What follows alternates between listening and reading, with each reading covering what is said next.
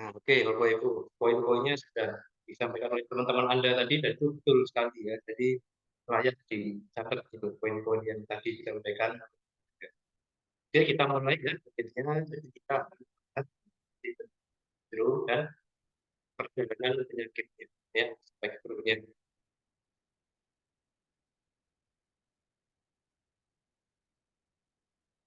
Oke, nah pada sesi kali ini adalah ya, penyakit konsep penyakit Stephen syndrome beserta patologinya ya. Dan nanti di situ kita akan berkenalan dengan Stephen syndrome ini ya. 5W1H. Ya, kalau masih ingat pelajaran bahasa Inggris ya. 5W1H itu apa?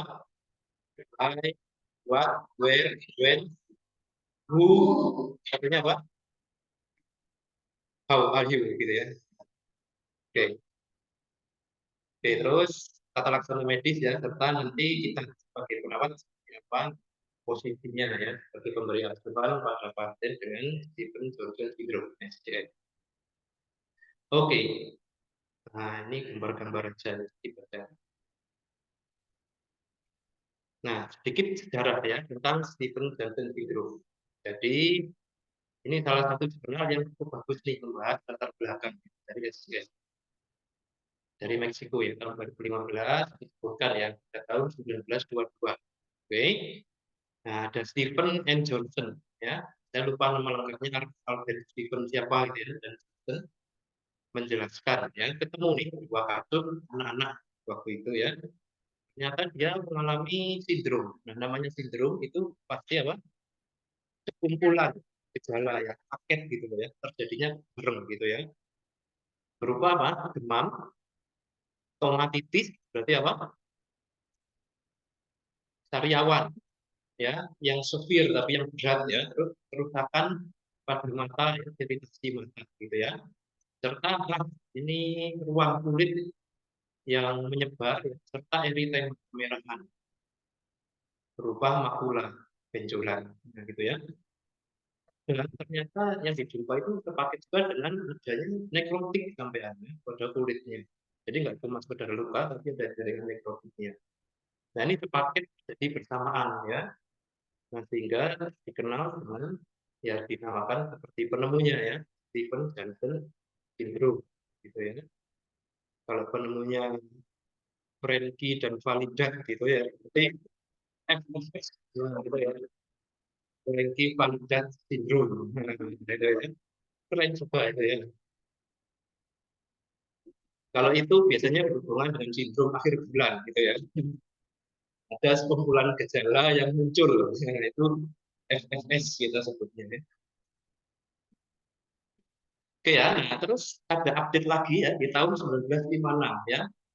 Nah, ada peneliti lain ya, lain ini menemukan ya ternyata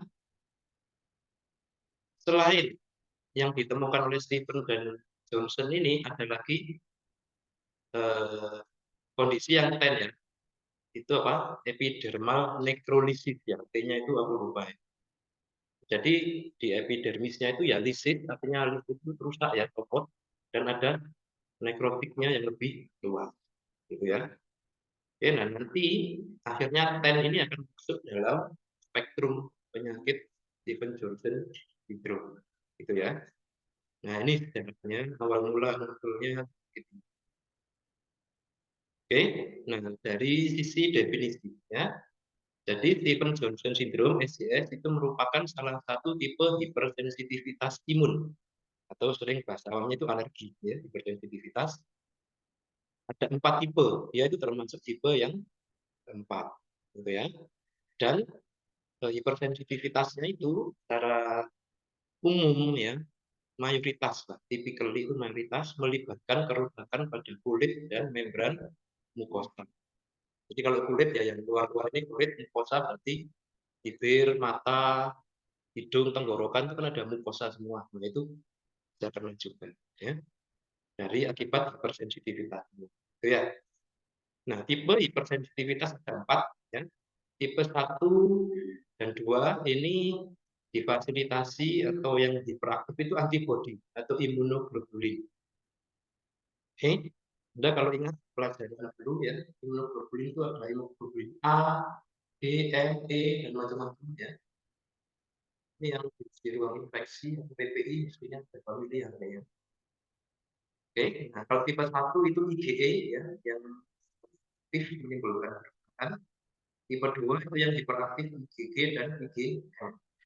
Ya. Oke, kalau tipe 3 ini adalah kompleks imun. Jadi kompleks imun itu adalah ikatan antara antigen sama antibodi ketemu menimbulkan inflamasi berlebihan. Nah, itu tipe 3 ya.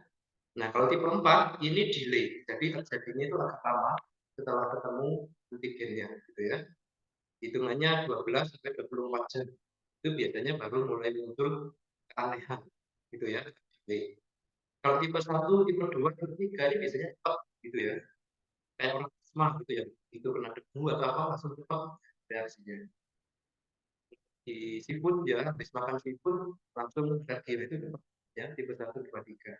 Tipe 4 ini delay, dia agak lama muncul kemenangan. Oke.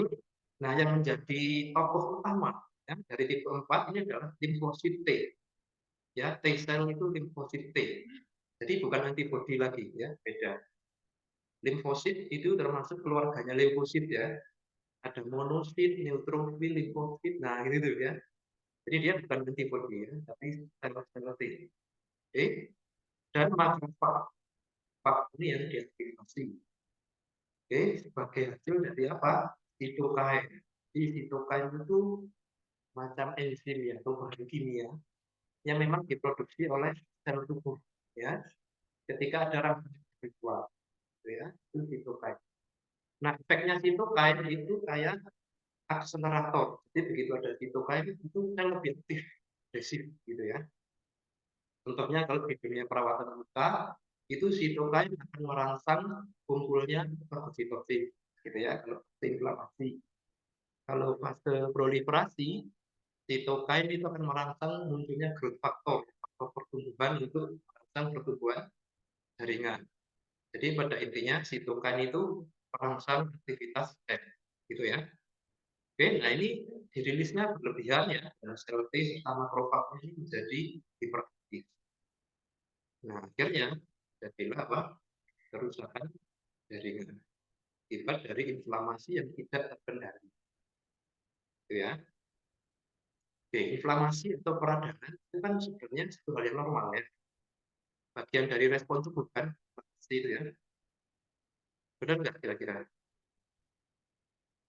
Kalau di perawatan luka, inflamasi itu termasuk tahap pertama ya dari proses penyembuhan luka. Jadi memang berbeda. Nah, tapi masalah muncul ketika inflamasi ini over, ya, berlebihan dalam hal intensitas maupun durasi. Nah, jadinya yang awalnya inflamasi itu tujuannya merusak benda asing, jadi melebar nih, jadi merusak jaringan yang normal juga, gitu ya.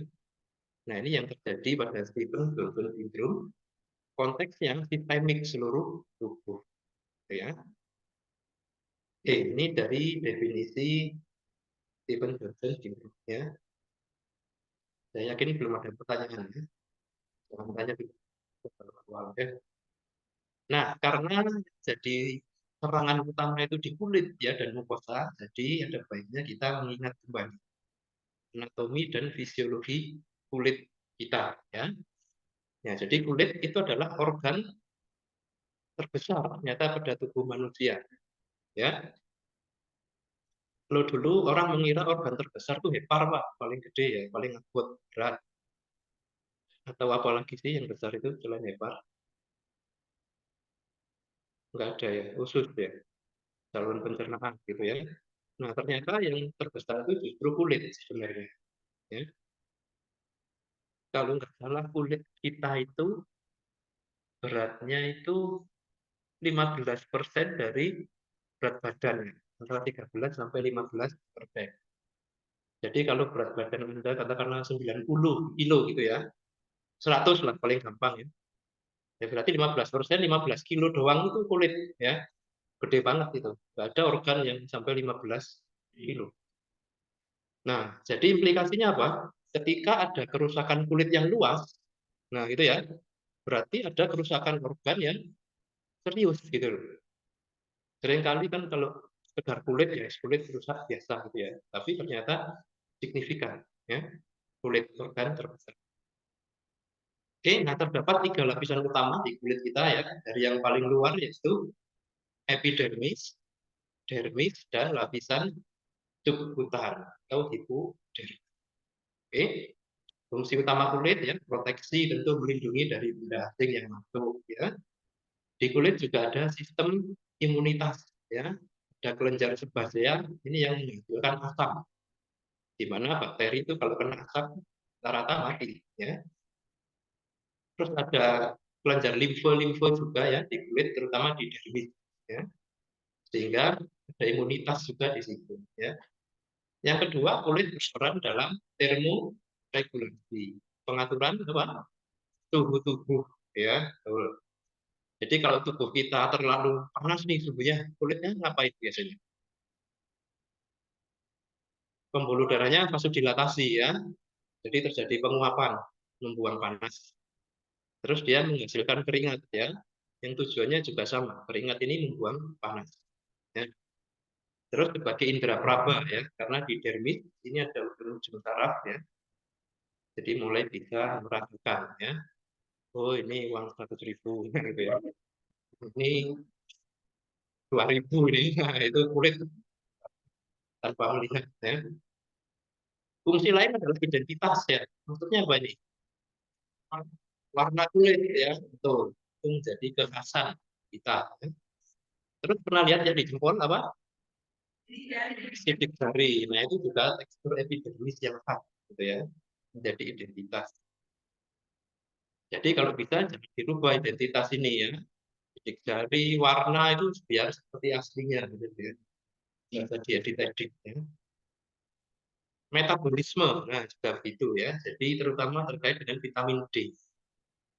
Vitamin D itu perubahannya itu terjadi di kulit yang kena sinar UV gitu ya, baru terjadi vitamin D yang aktif. Kalau yang dari makanan itu masih pro vitamin D ya. Pro itu berarti pre, jadi vitamin yang belum aktif. Dia baru jadi vitamin D yang asli itu setelah kena sinar UV. Berarti kita butuh sebenarnya sinar UV ya. Jangan sampai kemana-mana payungan terus gitu ya. Di ruangan terus nggak mau kena sinar apa gitu ya. Nanti jadi tulang Anda lentur ya. Nggak ada vitamin D, jadi tulang lunak. Nah, epidermis ini yang akan kita banyak bahas karena ini nanti yang berkaitan dengan patofisiologi dari penyakit. Klasifikasi Instagram ini banyak sekali. Soalnya banyak akun warungnya ini ya, jualan.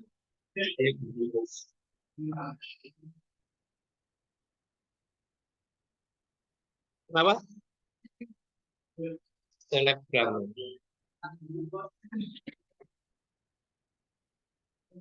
Ya, followersnya itu sekitar 10.000 ya. Tapi 90%-nya haters. Kasus. Nah, ini epidermis, Bapak Ibu, lapisan kulit yang terluar ya. Kembali ke gambar yang sebelumnya. Nah, ini epidermis paling atas ya, paling luar. Ini sekaligus paling penting sebagai fungsi proteksi. Oke, kenapa? Karena epidermis itu strukturnya padat, ya, waterproof, tahan air. Jadi kalau ada cairan tubuh pasien gitu ya, kena kita, selama epidermis kita masih utuh, itu nggak akan masuk cairannya ya. Tapi beda cerita kalau epidermisnya sudah terkelupas, nah itu baru bisa masuk gitu ya.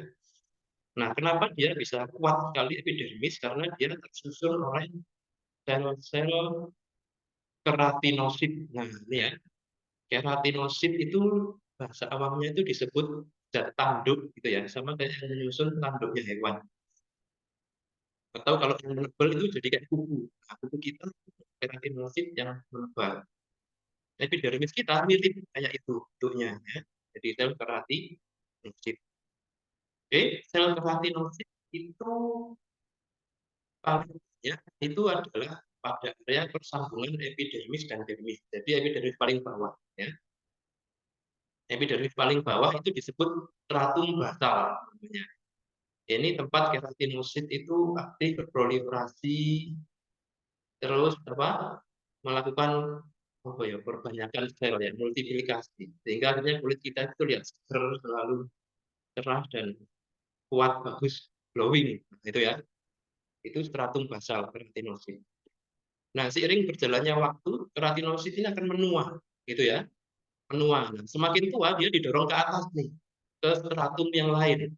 Ada stratum spinosum, granulosum sampai lucidum. Nah, itu keratinositnya makin ke atas, makin tua, ya. Nah, epidermis yang paling luar namanya stratum corneum. Nah, ini berisi keratinosit yang sudah mati. Jadi membentuk lapisan keras yang waterproof tadi, nah itu stratum corneum.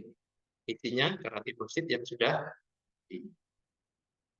Nah, dari waktu ke waktu ya, stratum corneum ini akan copot nih, namanya juga sudah mati ya, copot, terus akan diganti oleh sel keratinosit dari lapisan di bawahnya naik ke atas, gitu ya. Jadi sebenarnya setiap saat itu terjadi regenerasi sel di epidermisnya kita, gitu ya. Jadi keratinositnya yang mati ya akan lepas diganti yang baru. Itu terus terjadi, gitu ya. Jadi sebenarnya proses peremajaan kulit itu terjadi setiap saat, gitu ya. Jadi kita nggak perlu terlalu bingung ya, setiap seminggu sekali harus skincare, care, gitu ya. Mengganti kulit yang sudah tua, nggak perlu. Sebenarnya kan itu sudah terjadi secara alami, ya. Mungkin diperlukan pada saat event-event khusus saja. Nah, itu boleh lah ya. Mau ketemu calon mertua misalkan, ya. Itu boleh bertengkar soalnya dipanggil, gitu ya. Perawatan dulu ya. Oke. Oke, nah, terus selain keratinosit, ya ada sel melanosit, yaitu penghasil pigmen, ya. Terus sel Langerhans ini untuk imunitas, ya, dan sel Merkel untuk sensorik. Jadi semua terdapatnya paling banyak di lapisan dermis, tapi nyenggol ke bawah epidermis. Jadi pas di sambungannya itu ya. Oke, nah ini kulitnya. Nah, yang terjadi pada pasien Stevens-Johnson syndrome itu ya epidermisnya ini copot semua. Jadi terangkat terpisah dari dermisnya, lepas gitu ya. Menimbulkan ini ya kayak gula ya, lepuhan-lepuhan, kadang nggak pecah gitu ya. Nah, ini contoh nih, salah satu manifestasi yang khas. Jadi ini bukan herpes ya sebenarnya. Ini adalah pengelupasan akibat SCM. Nah, dia juga mengenai lapisan mukosa, Bapak Ibu. Jadi seperti yang ditemukan oleh Stephen dan Johnson tadi, stomatitis yang berat nih, ya rusak sampai berdarah nih. Pembuluh darahnya juga sampai pecah ya, di mukosa mulut sampai di dalam-dalam. Oke, dan sangat nyeri. Oke, terdapat banyak faktor etiologi ya yang bisa memicu terjadinya SJM. Ya, yang pertama adalah infeksi. Jadi infeksi virus, bakteri, jamur itu bisa menimbulkan hipersensitivitas, reaksi imun yang berlebih sehingga seluruh tubuh kayak terbakar gitu ya. Bisa. Oke. Nah, yang paling banyak diasosiasikan dengan SJM memang karena obat ya. Tersangka utama yang paling sering adalah antibiotik ya. Yang paling sering ini turunannya penisilin, profloxacin. Itu dari banyak studi yang paling sering.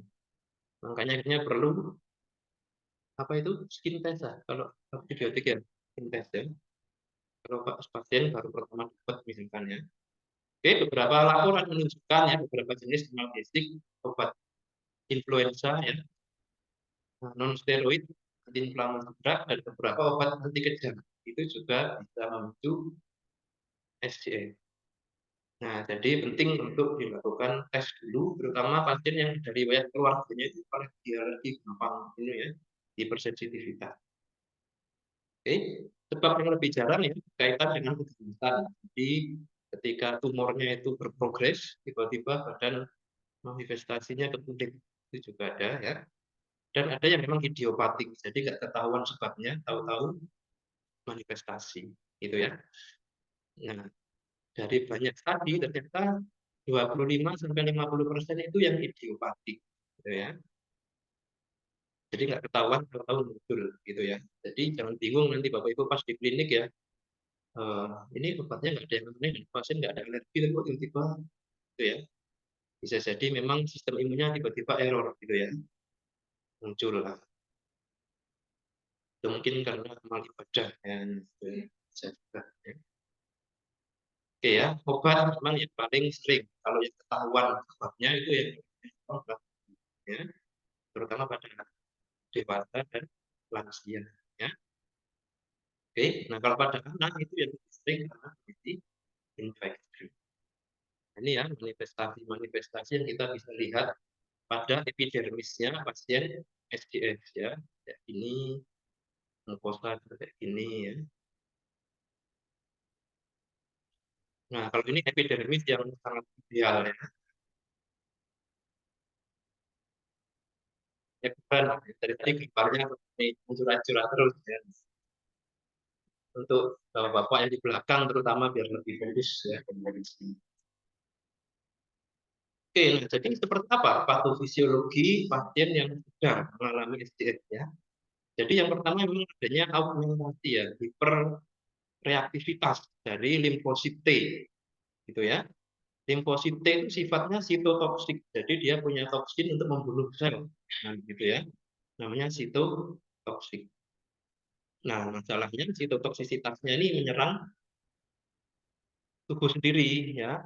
Epidermis dan komponen-komponennya itu disikat nih oleh limfosit T, jadilah rusak semua ya. Oke. Nah, limfosit T itu macam-macam jenisnya ya. Nah, yang paling aktif itu yang CD8, ya, CD8 ya. Ini yang paling secara seluler itu dilihat yang paling hiperaktif. Oke, terus ada lagi NK cell ini natural killer cell. Jadi sel yang secara natural itu tugasnya membunuh ya. Jadi ada bakteri, virus, benda asing masuk. Ini yang membunuh ini NK cell ya. Dan makrofag yang fagositosis. Jadi ini tersangka utamanya ya. Oke, nah yang paling banyak kena memang adalah sel epidermis, keratinosit tadi. Yang paling banyak terserang gitu ya. Dan terjadi apoptosis atau kematian epidermis. Oke ya. Nah, epidermis yang mati ya, keratinosit terutama di bagian bawah tadi, stratum basal pada hancur ya, terjadi separasi atau apa? Separasi.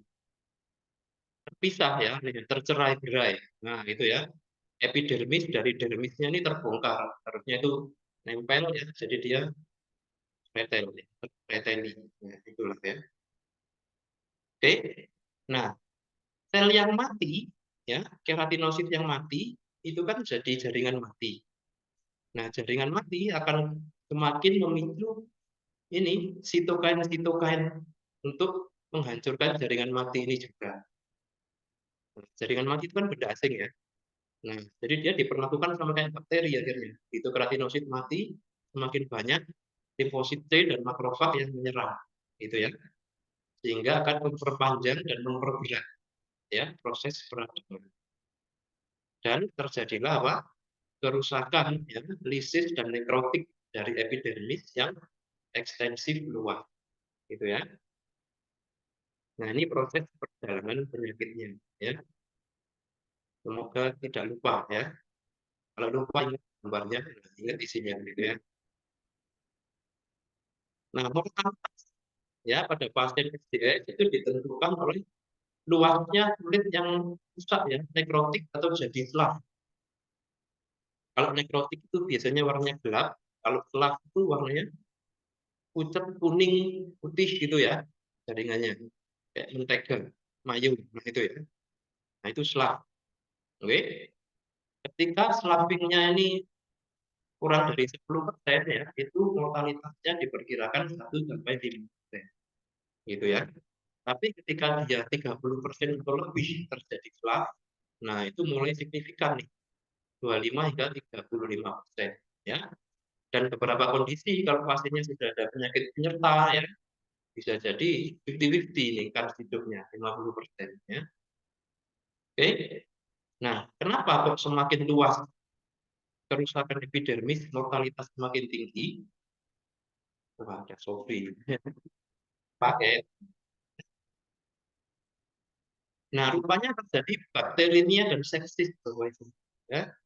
Kuman-kuman dari luar pada nimbrung semua karena epidermisnya terbongkar ya, jadi pintu gerbang terbuka, kuman-kuman masuk. Nah, apalagi kalau di rumah sakit ya dengan aneka macam ya patogen yang bertebaran. Terjadilah bakterinia dan sepsis pada kerusakan kulit yang luas. Itu akhirnya kita nggak cuma ngomong kerusakan kulit doang nih, kita ngomongnya keseimbangan cairan gitu ya, luka patah. Ya, kita ngomongnya sepsis, nah seperti itu ya, belum lagi nyeri dan lain. Oke, dari sini ada pertanyaan pas ya. Lah, yang mana yang jelas? Yang tulisannya atau gambarnya? Gambarnya. Kita percepat hasil itu gambar. Nah, sekarang kita ngomong spektrum nih, perjalanan penyakit ya dari SJS. Mulai dari yang paling ringan ya, ya yang ditemukan oleh Stephen Johnson tadi ya, SJS. Ini adalah bentuk kerusakan epidermis yang minor, di mana dia 10% kurang ya, luas area tubuh yang terkena. Oke, ini disebut SJS ya. Kalau sudah antara 10 sampai 30% dari body surface area, ini fase transisi untuk menjadi TEN ya. Kalau nggak salah itu TEN itu transepidermal necrolysis ya. Oke, 10 sampai 30% ya. Nah, kondisi yang terberat ketika sudah 30% atau lebih. Ini sudah SDS yang level sangat berat disebut transepidermal necrolysis tadi. Itu ya. Jadi tata laksananya nanti akan jauh berbeda ya antara kerusakan 10% dengan 30%. Nah, ini yang kita perlu ketahui betul spektrum dari penyakitnya. Jadi yang dilihat apa? Nekrolitisnya, kerusakan epidermis yang sampai nggak berbentuk ya, sampai dengan nekrotiknya itu berapa persen. Kalau hanya merah-merah seperti ini ya berarti belum sampai terjadi nekrolisis, hanya ruang-ruang gitu ya. Ini jelas untuk spektrumnya SCS ya. Nah, ini beberapa gambar yang sangat kontras dengan yang tadi ya. Nah, ini contoh nih. Ini nekrotik nih sudah hitam ya bibirnya. Oke, sudah sangat berat ya. Ini lisis ya, epidermisnya jadi terkelupas copot, lisis kayak larut gitu ya, terbuka kayak gini ya. Oke ya. Nah, jadi biasanya yang pertama muncul hanya itu depan ini saluran nafas atas mulai gak nyaman ya pasiennya. Nafas jadi berat, sesak gitu ya. Mulai ada eksudat yang muncul ya. Setelah itu mulai ada tanda gejala sistemik, demam, menggigil, sakit kepala, lemas ya. Putumnya purulen ya karena ada jaringan mati tadi bakteri suka itu ya. Dan terkadang disertai ini mual dan muntah. Tapi nggak selalu ya. Occasional itu ya sedang gitu ya. Sering juga sebenarnya occasional ya. Kenapa? Karena ini mukosa juga di saluran pencernaan, tenggorokan, esofagus sampai ke bawah gitu ya. Kalau saluran cerna kita ada iritasi kan peristaltik meningkat ya biasanya. Anda yang pernah iritasi lambung pernah ya? Kebanyakan ngopi misalnya, akhir bulan lembur ngopi terus. Nah, peristaltik jadi meningkat ya. Nah, itu contoh ya. Nah, setelah itu baru nih terjadi ledakan mukokutaneus nih langsung merata ya di seluruh tubuh ya. Dan bisa bertahan cukup lama ya, 2 sampai 4 minggu. Oke, disitulah terjadi selap dan nekrotik jaringan. Oke. Nah, dalam beberapa kondisi ya, kerusakan mukosa oral ini cukup berat ya, jadi pasiennya nggak bisa makan, minum sama sekali ya. Ada makanan lewat nyeri ya. ada obat apa lewat nyeri gitu ya. Jadi nggak bisa makan minum sehingga harus dibantu dengan feeding tube ya. Oke, terus kadang juga kena mukosa di area genitalia ya. Terjadi juga ISK ya, disuria, nyeri saat buang air kecil ya, atau bahkan juga ureteranya itu akhirnya lengket ya, nggak bisa buang air kecil ya. Nah, ini manifestasi-manifestasi klinis yang bisa muncul ya pada pasien dengan MDS. Jadi ternyata ya nggak cuma epidermis yang terlihat dari luar, sampai mukosa dalam-dalam juga bisa ya. Oke ya. Nah, dalam beberapa kondisi terjadi keterlibatan juga sampai mukosa di kornea, meradang ya, terjadi uveitis ya. Australia ini yang nyeri ya. Ini bisa terjadi karena inflamasi juga ya. Burning rash. Nah, ini ruang kulit yang panas, nyeri ya, dan luas gitu ya. Terjadi secara menyeluruh ya, di wajah, di bagian tubuh atas, batang badan ya, torso ya. Nah, dalam beberapa kondisi okular ya, mata ini sudah kerusakan ya. Di mukosa oral, isofagus, faring, laring ya, anus, genitalia, terakhir. Ya. Dalam kondisi yang berat bisa disertai pendarahan ya, di permukaan kulit ya dan di mukosa. Nah, kalau terjadi di trakea dan laring ya, bisa memicu edema juga akhirnya ya, efek ke jalan nafas. Ya, pasien bisa itu pada skala yang berat, penanganan yang terlambat gitu ya. Oke. Nah, kita kembali ke epidermis yang bagus ya. Nah, ini kalau ini buat ini para wanita penggemar K-pop ya. Ini contoh epidermis yang sangat bagus ya. Oke, nah komplikasi cara lain ketika SJS ini tidak ditangani dengan segera ya. Ternyata yang sering ini ya 27 sampai 50% itu memberat sampai kena kerusakan mata yang berat. Ya, untuk sikatrik atau jaringan parut ya pada konjungtiva, terus kerusakan pada kornea ya.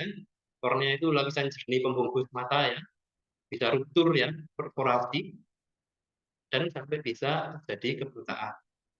Oke, 3 sampai 10% ya. 10% ya cukup tinggi ya, cukup tinggi. Oke, terus kerusakan pada saluran pencernaan esofagus ya, struktur. Struktur itu perlengketan ya karena inflamasi bengkak, sisi kanan sisi kiri bengkak, kamu di tengah bengkaknya buntu deh ya, struktur ya. Bisa. Terus di saluran perkemihan ya, mulai dari bawah sampai ke atas bisa terlibat semua karena semua ada mukosanya ya. Jadi mulai dari ujung ya di vagina atau di penisnya sampai naik nih ke ginjal ya, bisa inflamasinya kena mukosa di ureter sampai ke pelvis ginjal juga bisa kena. Oke, jadi kita perlu cek juga akhirnya fungsi ginjal ya. Ya sama kayak luka bakar ya, kan dicek semua tuh. Pasien konvulsi itu ya, cek semua. GFR, GFR, dan lain-lainnya. Oke, terus komplikasi lain bisa muncul di saluran pernapasan. Ya, shedding itu apa ya? Rontok ya. Jadi dinding trakea, bronkus itu pada rusak semua, rontok ya. Karena dari efek inflamasi dan menghasilkan nah komplikasi yang paling mata itu kutaneus ya di kulit ya, skap ini jaringan parut ya, dan kosmetik deformity ya, jadi nggak estetik lagi ya, warnanya, bentuk, tekstur kulit jadi jelek ya. Oke, terus infeksi rekuren, jadi infeksi berulang pada kulit. Oke, kadang pasien ini kulitnya kayak infeksi, jadi perbaiki membaik, selang seminggu terinfeksi lagi, nah gitu ya, recurrent infection ya, dan slow healing di urusnya itu sembuhnya lama karena dia macet di fase inflamasi. Harusnya kan inflamasi itu paling lama 5 hari ya. Nah, ini dia memanjang sampai berminggu-minggu, ya akhirnya nggak berprogres ke fase proliferasi. Ya, di fase inflamasi. Oke ya, kita bisa lanjut ya slide-nya. Oke, nah, belum masuk ke pemeriksaan diagnostik, mungkin ada yang mau ditanyakan, dibingungkan sampai sini, atau sudah jelas? Cukup jelas ya, cukup jelas. Oke, nah, terus ketika ada pasien nih yang sudah suspek ya, kita curigai ini kayaknya SDS gitu ya, apa saja yang bisa dilakukan untuk memastikan diagnosa ya. Nah, sayangnya sampai saat ini belum ada gold standar ya yang menjadi diagnostik utama SDS itu ya, belum ada ya. Oke, yang bisa dilakukan yang terbaik adalah biopsi ya. Biopsi untuk dicek selulernya. Berarti di patologi anatomi ya, ada sel leukosit, limfosit yang hiperaktif gitu ya. Nah, itu baru bisa tahu. Ya. Tapi sekali lagi limfosit yang hiperaktif itu enggak selalu SJS. Makanya itu ya. Jadi tidak ada gold standar gitu loh ya. Akhirnya diagnosa ya dikombin ya. Diagnostik dengan tanda dan gejala serta riwayat nih dari anamnesa ya. Habis mengonsumsi ini terpapar ini, akhirnya tahu deh. Diagnosanya diarahkan ke sini. Oke, ada beberapa pemeriksaan darah ya, parameter hematologis yang bisa mengarahkan. Itu contohnya ini ya, TNF alpha, interleukin, CRP. Nah, kalau CRP mungkin masih lumayan sering lah ya dilakukan. Tapi yang tiga ini kayaknya enggak, bukan pemeriksaan rutin dan enggak semua vaskes ada teknologinya ya. Oke ya. Kemudian darah lengkap. Darah lengkap seringkali leukositnya itu bisa normal atau leukositosis tanpa sebab yang jelas ya. Nah, kenapa normal? Karena kalau leukosit kan ada yang dihitung totalnya ya.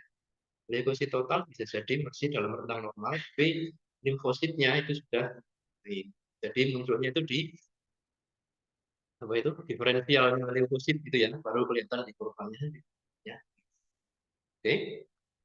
Nah, sehingga untuk menentukan ya, STS ini ya kombinasi ya. Tadi yang namanya ini anamnesa pasien ya dan beberapa pemeriksaan penunjang.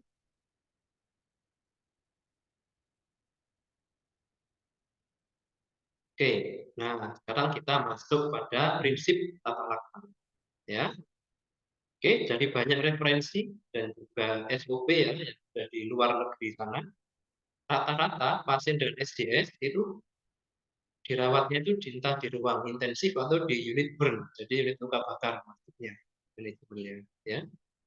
Kenapa? Karena treatment spesifik obat khusus ya untuk Stevens-Johnson syndrome ini juga belum ada ya yang memang spesifik nih resep pasti untuk SDS ini enggak ya. Oke, jadi ya pasien dirawatnya itu simptomatik.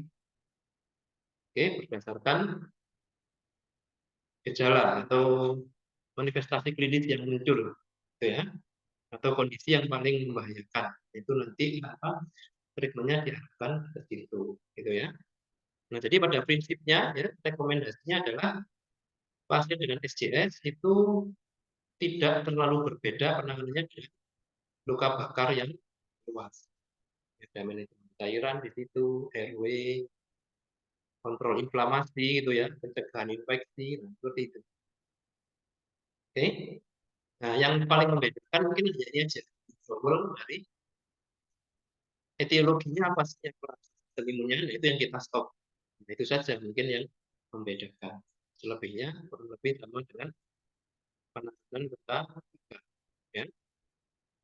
Nah, jadi perhatian khusus nih highlightnya ya, ada jalan nafas ya tentunya, mukosa di jalan nafas. Terus kestabilan hemodinamik ya meliputi cairan, elektrolit ya. Terus perawatan luka ya, care atau berkernya, manajemen nyeri, dan kalau ada penyakit penyerta ini juga harus diperhatikan ya. Bayang deh kalau pasien SDS diabetes lagi, sering kita ya. Pasiennya SDS imunodefisiensi ya, sudah HIV karena ICS dan sebagainya, underlying disease ya. Oke, terus pencegahan infeksi sekunder. Jadi infeksi yang awalnya nggak terjadi, begitu kena serang ICS, kuman pada ngumpul ya. Nah ini yang harus ditangani juga ya. Serta kalau timingnya masih dalam rentang waktu yang disarankan, pasien harus dikasih profilaksis tetanus. 12 jam ya, kalau nggak salah ya. Tetanus itu ya, lupa saya. Yang di IGD mungkin ada yang ingat 12 jam ya, betul ya. Lebih dari itu ya sudah tak berlaku ya. Oke, kemudian nah, kalau ada kerusakan pada oral, ini yang penting untuk nutrisi soalnya ya. Jadi harus ada mulut ya, mencuci mulut. Topikal anestesi juga mungkin bisa diberikan ya. Dicampur nih dengan obat kumurnya ya. Jadi pasien tetap bisa intake per oral di maintain gitu ya. Tapi kalau benar-benar nggak bisa ya sudah berarti enteral feeding. Nah ini Bapak Ibu ya prinsip penanganan pasien dengan SDS. Saya rasa tidak ada yang terlalu asing ya.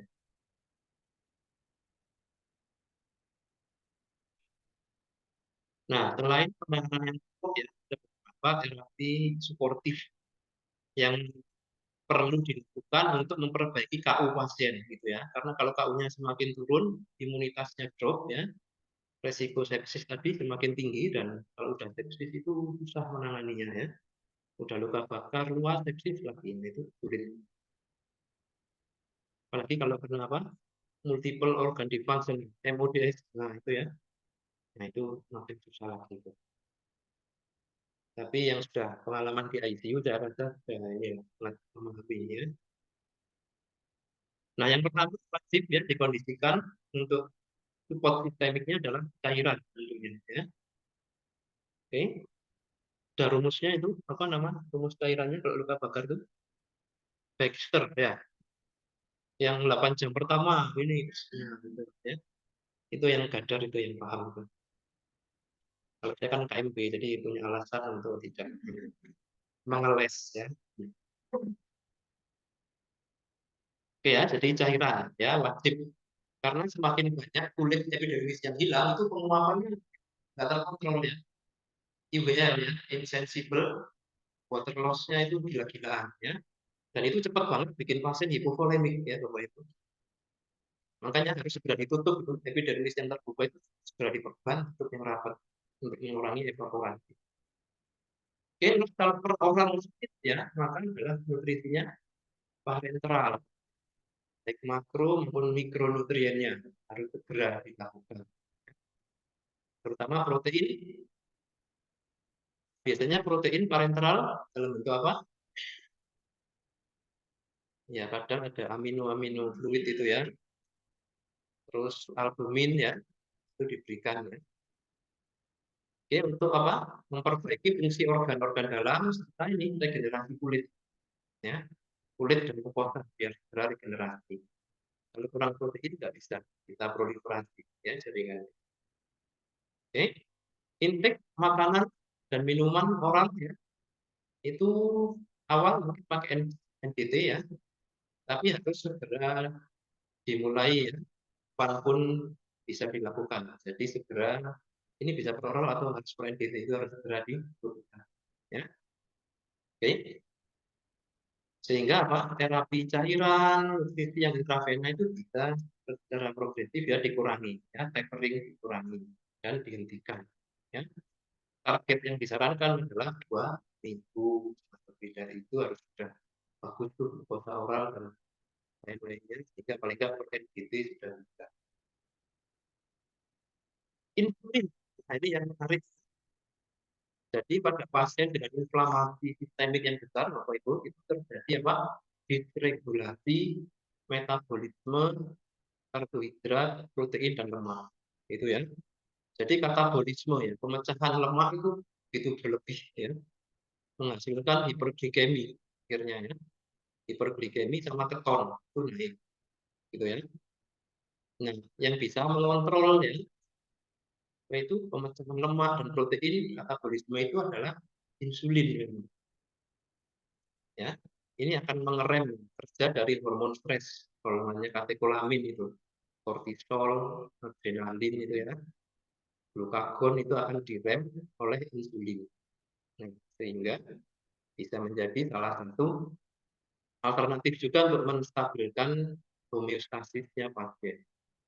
Terutama kalau pasiennya ketahuan nih gula darahnya ya awalnya ya diabetes gitu ya, tapi kok gula darahnya di angka 200 kan kadang lebih ya, nanti harus segera dikoreksi ya. Support pakai insulin. Oke. Kemudian pada beberapa kondisi juga perlu dipertimbangkan penggunaan antikoagulan. Ya, kenapa rupanya kok antikoagulan? Kan dia glukosanya rusak ya, kadang berdarah, malah dikasih antikoagulan. Apa yang terjadi? Apa itu yang kuan darah itu biasanya? Ya trombus ya. Nah, kayak pasien jadi mengalami DVT ya, deep vein thrombosis. Nah, gitu ya. Terbentuk trombus-trombus akibat dari pemecahan itu sel-sel darah ya karena inflamasi ya. Nah, itu bisa memicu terbentuknya trombus. Jika dicurigai, maka perlu diberikan antikoagulan ya untuk pencegahan. Saya rasa itu terjadinya pada tahap lanjut. Ya. Tapi kalau pasiennya masih inflamasi berdarah-darah ya main dulu ya, mempercepat proses nanti. Mungkin pada pasien yang mengalami ulcer ya pada lambung ya, bisa jadi dikasih strik protectan ya, Tasida, omeprazol dan kawan-kawannya ya, untuk melindungi mukosa lambung. Karena kalau sampai ulkus ya nambah kerjaan lagi ya, semakin ruwet kondisi pasien.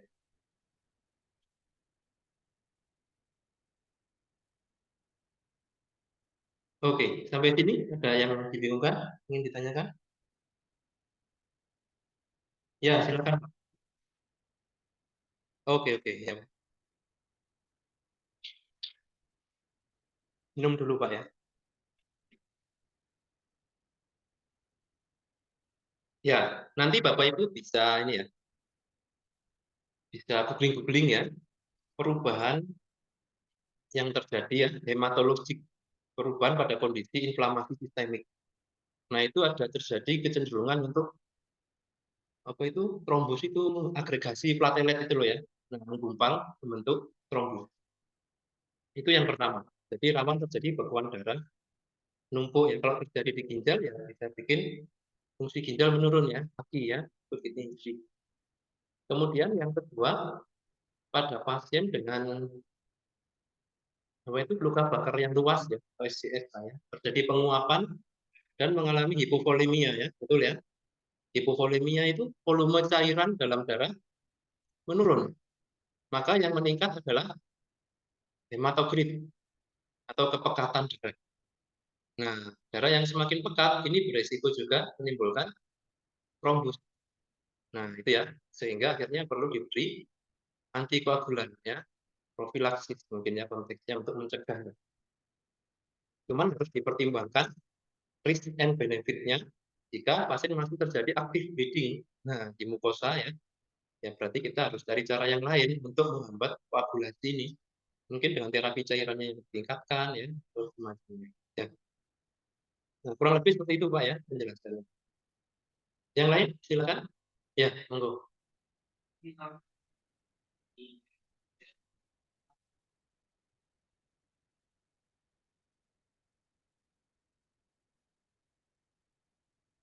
Ya, ya.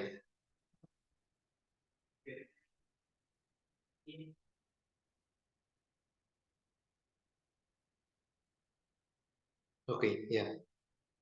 Yang pertama kalau anamnesa, nah itu berarti kita mesti bisa spesifik ya Pak ya, mengidentifikasi tadi dapat antibiotik yang dari jenis apa. Nah itu ya, sehingga nanti rekomendasinya bisa diberikan famili ya, jenis antibiotik yang lain. Sehingga akhirnya risiko untuk memperberat hipersensitivitasnya ini bisa dikurangi. Dari banyak studi itu mayoritas ya pasien itu sih apa itu istilahnya, spesifik antibiotiknya ya, apa itu hipersensitivitasnya. Jadi nggak ke antibiotik jenis A, B, C gitu ya, hanya satu tipe tertentu yang memang dia itu mengalami hipersensitivitas. Nah, sehingga nanti rekomendasinya, safety-nya adalah diganti dengan jenis ya antibiotik yang lain. Ya, saya nggak hafal ya, kayak generasi-generasi gitu loh Pak.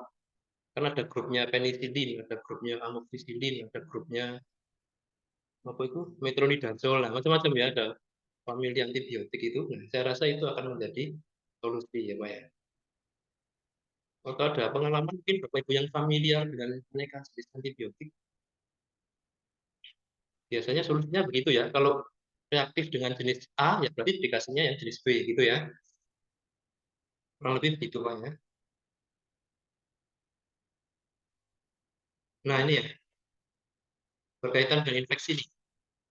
Jadi pasien dengan SJS ya, risiko tinggi untuk mengalami infeksi sekunder ya. Sehingga kalau rekomendasinya ya rutin dilakukan kultur ya, baik itu jaringan maupun darah gitu ya. Antibiotik diindikasikan ketika sudah mulai ada tanda-tanda ya, infeksi sekunder, apalagi kalau sudah melibatkan saluran kemih ya, tidak hanya di kulit saja tapi di saluran kemih. Jadi kemudian monitoring ketat ya untuk tanda-tanda yang mengarah ke shock ya. Shock itu ada fasenya kan ya, menurut saya ya. Ada pre-shock terus sampai yang terminal ya. Nah ini tanda-tanda awal ini harus kita identifikasi ya untuk menghindari perburukan kondisi ya. Yang paling awal muncul biasanya apa? Kalau pasien mulai mengarah ke shock. Awal-awal kendaki kayak ikatif shock ini pasien. Penurunan kesadaran ya. Penurunan kesadaran, terus TTV biasanya mulai ini. IKD ya. Tensi gimana?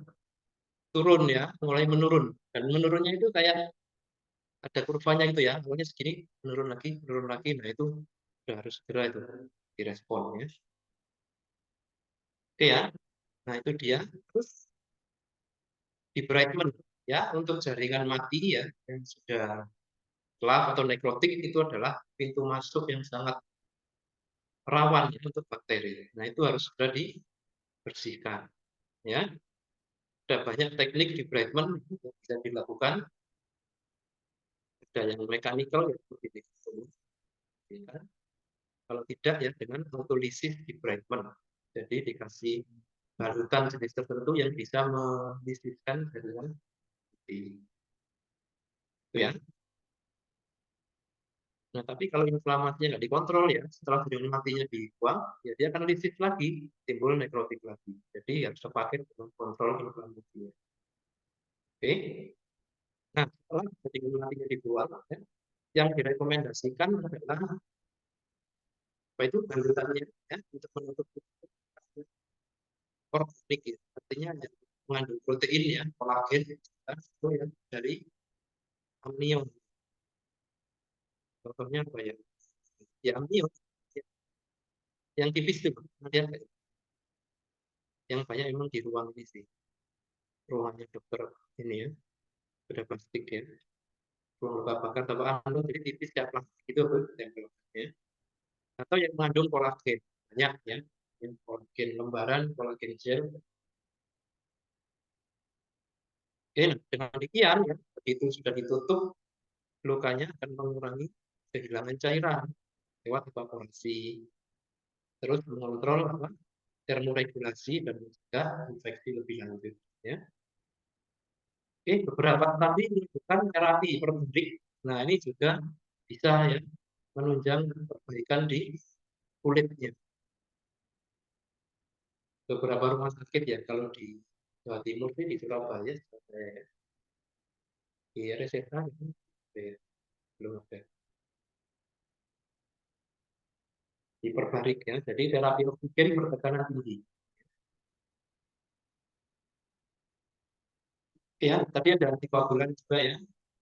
Entah sudah ya, sudah tadi kita bahas. Nah, yang perlu dinote mungkin ini di bawah ya, ada beberapa tadi itu yang menunjukkan ya adanya keterkaitan antara perjalanan penyakit ya di sini, obat atau bahan kimia yang sulfonamid atau sulfur-sulfur gitu ya, sulfat-sulfat gitu ya, sehingga tidak disarankan untuk penggunaan silver sulfadiazin. Yang mana ini mungkin rutin ya kalau luka bakar. Tapi kalau SCN ini untuk pertimbangan safety ya sebaiknya diganti dengan yang lain gitu ya. Mungkin silver nitrat ya atau chlorhexidine gitu ya untuk apa? Topikal antibakterinya. Silver nitrat banyak ya, chlorhexidine apalagi. Cuman konsentrasinya harus diperhatikan. Karena kalau chlorhexidine di atas 2,5% itu mengiritasi juga ya. Jadi harus diturunkan konsentrasi chlorhexidine-nya. Hidrogen peroksida juga disarankan ya. H2O2 per hidrol itu juga nggak disarankan dalam kasus apa ini luka bakar maupun karena dia juga mengiritasi jaringan yang sehat per hidrol. Bahkan apa itu kapiler ya, kapiler itu pada ini pada bermasalah tuh, terutama eritrosit itu pada larut kalau kena H2O2 ya. Mungkin Bapak Ibu pernah mengamati ya, kalau ada luka apa itu disemprot perhidrol terus dibersihkan itu jadi pucat ya. Nah, itu karena eritrositnya pada larut ya. Larut listis akhirnya ya jadi pucat. Akhirnya perfusnya jadi jelek. Kalau di seragam, di baju itu is oke lah ya. Dan cipratan modal kasih perhidrol bersih ya. Bahkan lebih bersih dari sekitarnya gitu ya. Setelah pakai perhidrol. Tapi kalau jaringan berarti nah, dari pembahasan ini nursing care ya perlu diprioritaskan tetap ya circulation dan disability harus terus dimonitoring dan dilakukan intervensi jika mulai deviasi atau kelainan. Oke. Perawatan kulit dan perawatan luka ini juga harus Bapak Ibu semua pahami konsepnya dan bisa melakukan dengan tepat. Berikutnya kenyamanan fisik ya, meliputi nyeri, gatal-gatal dan lain-lain ya, kenyamanan fisik dan risiko sosial, ansietas, kecemasan, ketakutan pasien ini juga harus kita manage dengan bagus. Kemudian kolaborasi dengan nutrisi ya, baik itu dietitian maupun dokternya ya, untuk nutrisinya oral kah, intravena ataupun anything ya. Ini harus jadi prioritas ya. Nah, ketika empat yang pertama itu sudah dilakukan dengan bagus, progres pasien ini nampaknya kok nice ya. Nah, poin terakhir adalah rehabilitasi fisik ya, terutama kayak kontraktur dan lain-lain itu ya, kosmetik. Nah, itu harus juga jadi prioritas dan pencegahan kuen atau tidak bisa mungkin muncul karena hipertrofi, keloid dan lain-lain itu ya, itu mungkin juga terjadi ya. Nah, di sini nanti wilayah kita nih, jadi perawat akan cukup sibuk ya. Apalagi kalau DPJP Anda juga sibuk gitu ya, biasanya cuma tunggu laporan dan titip advice saja ya. Selebihnya tergantung perawatnya nih, bagaimana melakukan. Kalau banyak PPDS sih kadang ya masih lumayan ya terbantu ya, karena PPDS juga keras gitu targetnya, jadi bisa kolaborasi lebih banyak. Tapi itu biasanya rumah sakit tipe A ya. Kalau tipe B, C ya perawatnya yang jadi ujung tombak perawatan. Oh sudah habis ini slide-nya kok ada yang ini. Beberapa referensi Bapak Ibu ya nanti bisa dicek Google nih ya, bisa download gratis untuk lebih memperdalam beberapa poin yang sudah kita bahas tadi. Ya. Silakan untuk pertanyaan Bapak Ibu jika ada lagi kita tuntaskan ya. Jadi jangan sampai pertanyaan muncul saat ujian.